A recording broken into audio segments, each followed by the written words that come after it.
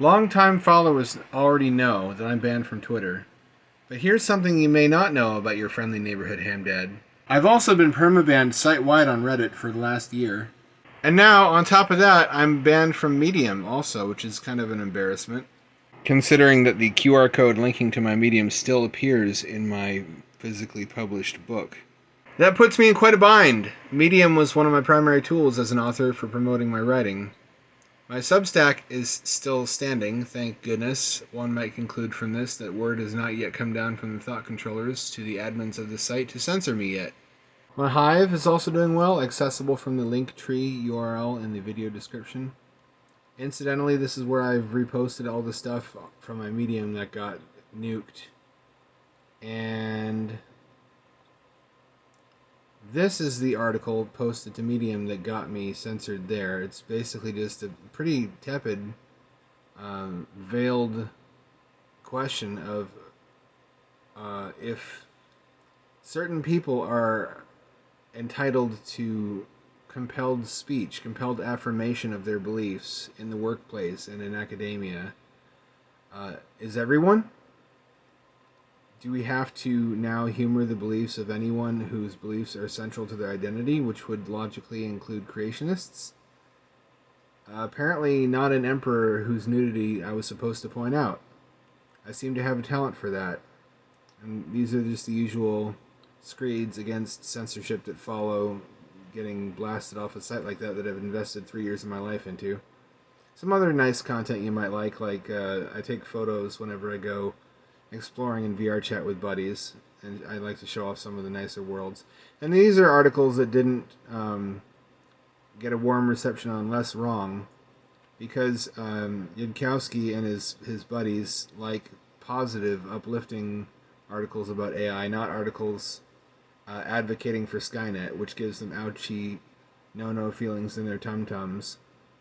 So I post them here, and I generally get it's a different crowd here. They appreciate a well-argued case, even if they don't necessarily agree with it. I wish Medium was the same kind of platform. Here's that link tree, which used to direct people to my Medium. I'm left in a very unenviable position as a aspiring author who was just starting to pick up steam when all these heavy-handed judgments came down. I guess Medium feels threatened by autistic voices and does not want to represent them unless they're saying the same things that everybody else with the current thing in their profile picture is saying. I've still got linked to my physically published works. I've got the ebooks. I've got the hardbound anthology. I do have ebooks if you haven't checked that out. I don't see all of them. That's weird. They're not. No, here they are. Got some you probably haven't heard of that haven't hit print yet.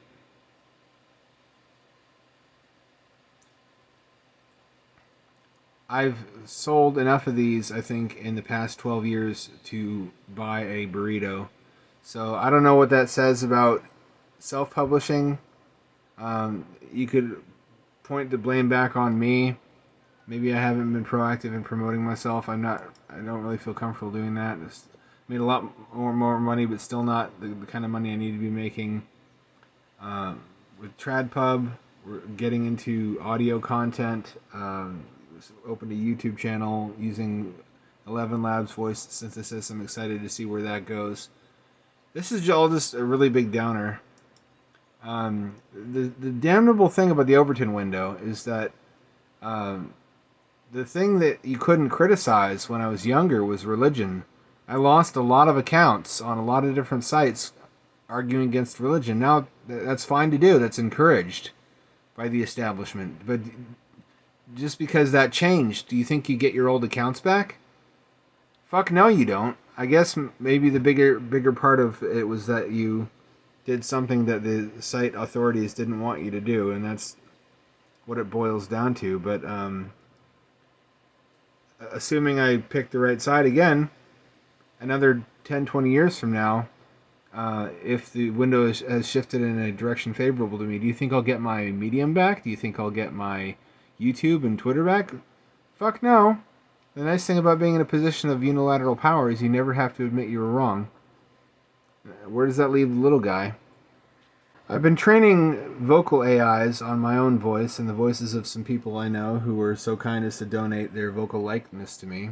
And we're going to use these as incidental characters in sort of audio dramas. We're shooting for roughly the same quality level as No Sleep Podcast, which is a really high bar. They have sound effects, they have lots of different voice actors, they have ambient audio, they have mood shifting music. It's really quite like old radio dramas. I actually grew up listening to cassette tapes of The Shadow on road trips, so that's sort of a warm, fuzzy place. It's a very safe feeling headspace for me, and something I would really be enthusiastic about replicating. Here's what I've got. Released with an AI trained off of my YouTube videos. Scott. Never seems to rain though. Bess says it's them smokestacks. I never seen any smokestacks. A semi rumbles past, belching fumes. I can feel the particles coating my face and flowing into my lungs. Just past the pile of old tires and big mud puddle. The same old blinking sign. Value Right Trailer Park. As soon as I crack the door, smoke pours out the top. We both mean to quit, but it never happens. Dilapidated, grimy little tin box on wheels. Foam insulation inside of that, then loads of fake wood grain going inside. A box to store people in. The outside wouldn't look so dingy if it had just rained already. My coughing fit subsides a minute or so after I'm in. Lungs just give up and get used to it, like how barn smell goes away if you're in one long enough. There's something else. The sickly sweet smell of burning fat. Ah, made you your favorite, Bess warbles from her recliner. Dem chicken fingers what has the spicy flavor packets, I got 'em 2 for $1, days into toaster oven. So they are. I bite down and my few remaining teeth sink straight through the limp reconstituted meat without any resistance. I hardly have to chew. Bess is spread out over that same ratty old recliner I bought in '89. Only gets up to use the shitter, so the cushions have permanently taken her shape. Had to widen the bathroom doorway so she could get through back in the late '90s. Then again a couple months ago, she just keeps getting fatter. We both do. The little built-in 13-inch TV VCR combo rattles on about some new show, a talking dog that solves crimes. Das good TV, Bess mutters. I'd watch that. So yeah, that's about the quality level it can do. The intonation needs work. Part of that's on me. I kind of speak in a monotone when I record these videos, and that's by far the largest source of audio of my voice I had to train it on. I've been trying to give it bits and pieces of more varied, like vocal stuff from me, but that doesn't really come easily. I kind of do just talk like that. That's what I'm working on now with my publisher. The next book, Antiquarian Anomalies, is going to be an anthology of my works set between the years of 1890 and 1940. That comes out in October. Just a lot of stuff coming down the pipeline, which would be encouraging if I still had platforms to promote any of it on. I've actually been getting real busy with AI. I thought a neat perk for my supporters, especially those of you who have already partaken of my literary offerings, would be to train character AI bots on my own writing and create bots based on characters, the notable characters from a number of my short stories, novels, and novellas. So I've got Van Stranger from Necrobot, Helper from Little Robot. I made a bunch based on historical crackpots that are interesting to me, like Alfred Lawson of Lawsonomic Religion, Gene Ray, the Time Cube guy, who astonishingly nobody made him already. This is not mine. This is Terry Davis. I just wanted to see him talk to some of these guys. Hans Horbiger of World Ice Theory. This is a popular one. This is Peter Possum. He's a Soviet knockoff of Mickey Mouse who promotes Cosmotopia, which is their sort of off-brand Disneyland, where you can learn how cartoons are made by Soyuz Multfilm, and he never misses an opportunity to tell his little comrades about the merits of socialism and the evils of capitalism using period-appropriate black and white Soviet propaganda. So he's a fun character. They're all kind of fun characters. I realized in the process of making these, and which just a hoot, by the way, how many of these interesting characters I have created, and also on the flip side, how similar some of them are. Like Bruce Hantz and Van Stranger could have been consolidated into one guy if I had had the foresight. Here's Violet from Mansionarium, and she actually appears in Under the Floorboards and Pressure as well. She's a recurring character. Bruce Hantz is from Triangle Opportunity. So this is something I haven't seen any other authors do. I'm really trying to reach out into a multimedia space, not in like the 1990s sense of like putting out CD-ROMs with like pictures and MIDI music on it, but like really spreading out my tentacles into all the sort of perks that AI could possibly offer someone who enjoys my writing. I'm also on TikTok now because it occurred to me that the Chinese government is an untapped market that might really enjoy my literary stylings. Although what I upload is mostly AI generated artwork set to my own poetry. Um, Let me pick an example. A lot of these are just really soul crushingly depressive stuff for those 3 a.m., 4 a.m. sad boy hours. Real OGs will know what I'm talking about. Here's a good one. This is just some of my weird skits I Half say. a cat is what I glimpsed one fateful winter morn. Squarely struck by a semi-truck, its body had been torn. The lower half I did not see, tumbling far behind. The upper half did snap and snarl, having lost its mind. Instinct told this half-a-cat to attack the source of pain, but agony beyond the pale had driven it insane. Like a feline Ouroboros, it consumed its own entrails, intestines dangling from the vehicular mangling that half-a-cat entails. Body rended, ninth life ended, half-cat is no more.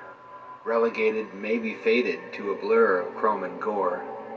Fast and heavy, Ford and Chevy, asphalt and cement. In a hurry, no time for furry critters, I lament. Nobody will bury you, and only I will mourn. This world's too big, too cold and hard for the small, the soft and warm. Rest in peace, this half-cat, for there are precisely two. The angels have their work cut out, reassembling you. That's the kind of thing I post here. I don't know why you would want to see it. I don't know why anyone would want this content. It's a really hard sell when you make this kind of content I do, because you're trying to get people to give you money for something that's going to actively make them less happy and sort of ruin their perception of life. Hell is awareness of what might have been, if only I made different choices. Come here, kitty cat. The timeline I want's not the one that I'm in. For this reason, I'm haunted by voices. They scornfully mock my attempts to escape from what is to what might have been. Nor, I lament, can I rewind the tape and try it all over again. She doesn't know what she Among wants. all the creatures in nature, man's the only one that can cry. Consumed by the fight to survive through the night, those creatures must contemplate why. How are we so weak that our eyes should leak, must confuse them to no end. Their oblivious minds will outlast mankind's, for they don't dwell on what might have been. Hell. So really just uplifting stuff, something the whole family can enjoy. My heart is a vestigial organ, Whoa. one I no longer require. Dried out and wilting, a derelict building, surrounded with rusty barbed wire.